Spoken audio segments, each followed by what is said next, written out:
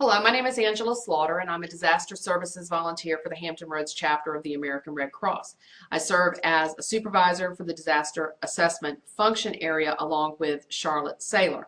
And during any disaster, either one or both of us may be overseeing the disaster assessment function here at the chapter's Emergency Operations Center. So for those of you who are part of our disaster assessment team and you have not been able to visit our new Emergency Operations Center, I want to invite you to come in and just take a look around. We've got some great facilities here. In our particular section, we've got it set up so that we have our maps of our three jurisdictions, the City of Hampton, the City of Newport News, and Isle of Wight County. And on the maps behind me, you will see there are some post-it notes that indicate which jurisdictions are assigned and not assigned in those areas for the disaster assessors. So if you're new to the disaster assessment function and you want to take responsibility for a particular area of the city, that is certainly an opportunity that's available to you. This video is entitled Disaster Assessment Operations, and its purpose is to give you an idea of how this chapter responds as far as disaster assessment goes. Now, you may notice that if you've worked in other areas of disaster services, even here at the same chapter, that every service area is managed a little differently depending on how the service delivery plan is set up. And this is our document that we rely on. This is the document that we keep current that gives our response plan not only to the chair of the disaster management team, but also to other members of the team that may need to oversee the operation in our absence. So this video is going to give you an overview of how we approach the disaster assessment operation. So you've seen the maps behind me. You see there's plenty of opportunity for people to be signing up for different jurisdictions, and we would prefer that the people who live in those areas, who know those areas best, take responsibility for the areas in which they live. It makes it a lot easier because then you don't have to come all the way down to the chapter and then go back into another area to start your disaster assessment. You can start your disaster assessment as soon as we're authorized. So let's talk a little bit about how the whole cycle works when we're dealing with disasters. Obviously, this area is primarily affected by hurricanes because obviously we are a coastal region. But I want to stress to you that we also have other risks that we have to have a plan for and that we could be confronted with. For instance, we do have tornadoes. We do have flash flooding. We have Surrey Nuclear Plant, which is not too far away, that we might be able, we might need to provide some assistance to the community if they were being evacuated because of an incident at Surrey Nuclear. We also are surrounded by different Navy bases, so in the event that there was any military-related disaster, we might also need to help existing emergency managers meet the needs of the communities that are most affected by those disasters as well. So we're going to talk a lot in this video about hurricanes, but just keep in the back of your mind that it doesn't have to be a hurricane. It can be any type of disaster.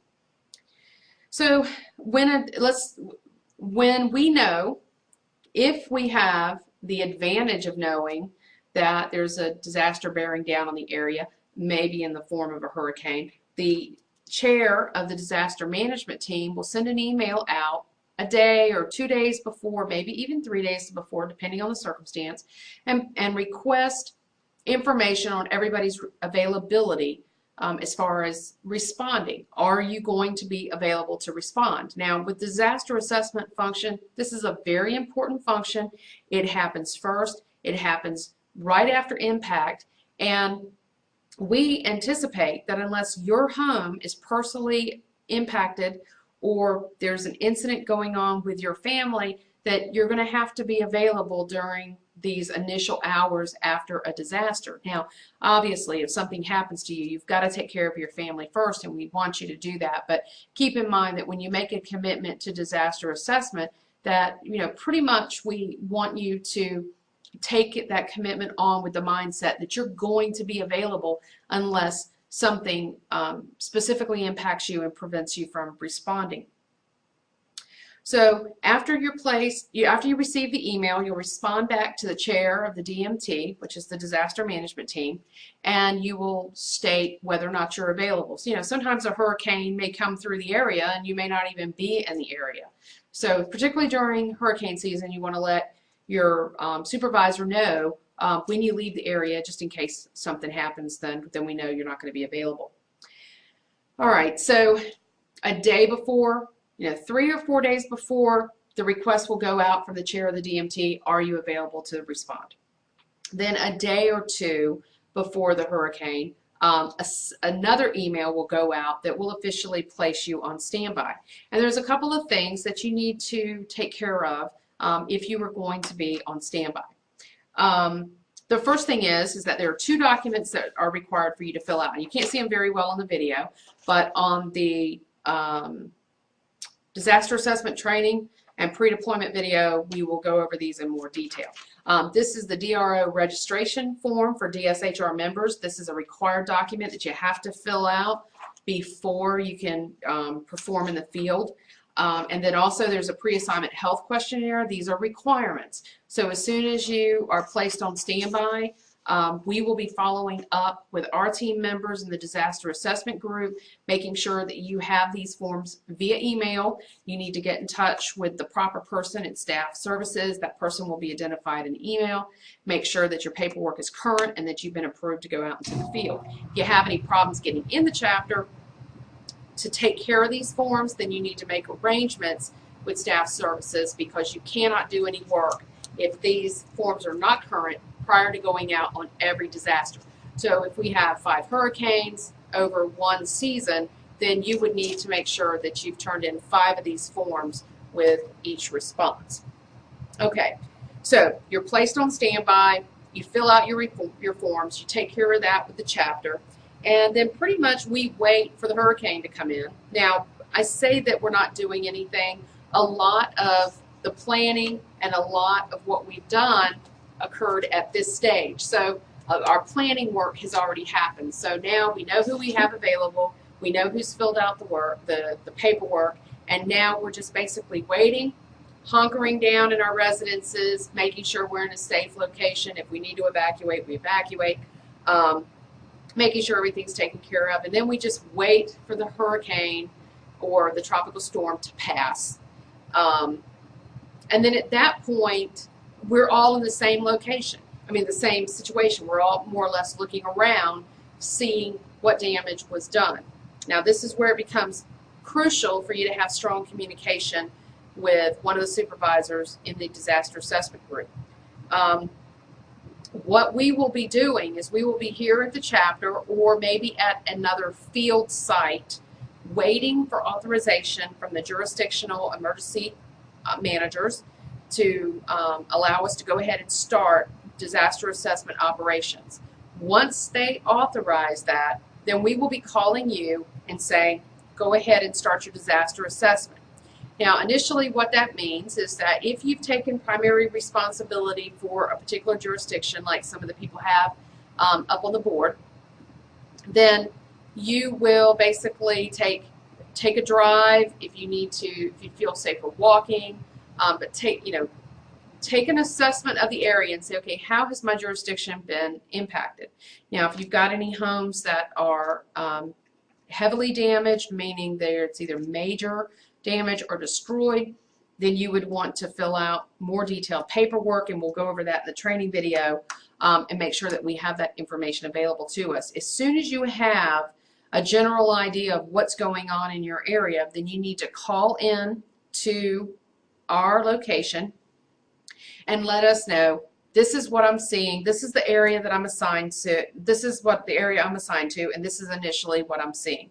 Now, as that information comes in, we're going to be prioritizing the data coming in. We're going to be sharing it with other members of the DMT so that they can make decisions on what they need to do. And at that point, we'll let you know whether or not we need you to do a more detailed report, meaning going address and house by house by house, or if you can come on in and work in another area that has heavier damage. So let's assume that the area that you're responsible for doesn't have that much. Let's say that there's minimal flooding, that if there's any damage, it's minor. So you call in, you say, this is what's going on in my area, and we say, okay, come on into the chapter, because we have other areas that we want to send you to. So when you get here to the chapter, again, you want to check in with staff services and make sure everything is okay for you to go back out, and then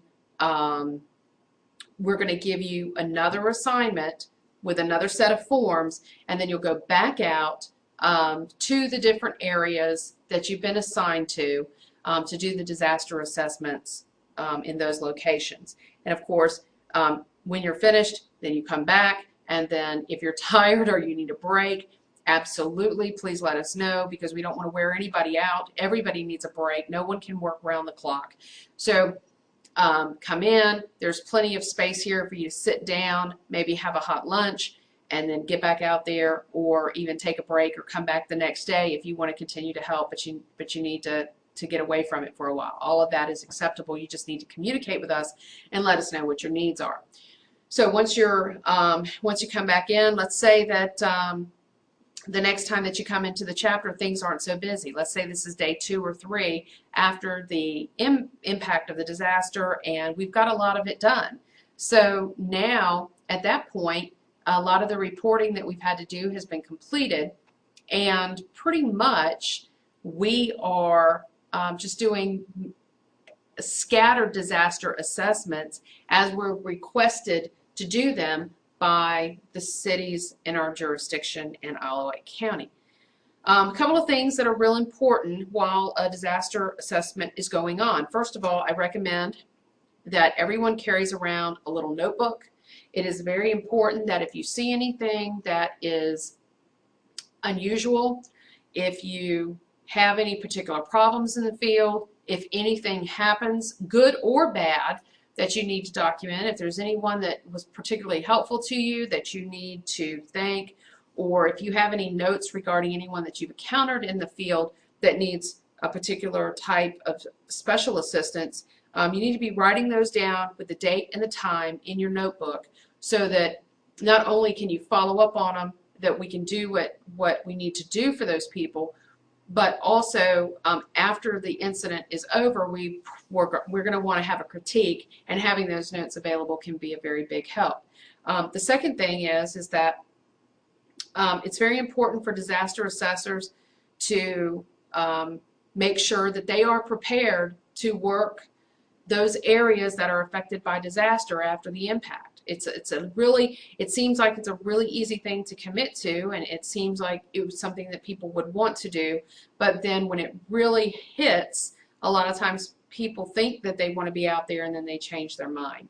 So it's important that you try it out. If this is not something that you want to do a second time, that's certainly okay. There's plenty of areas in the Red Cross where you can be of service.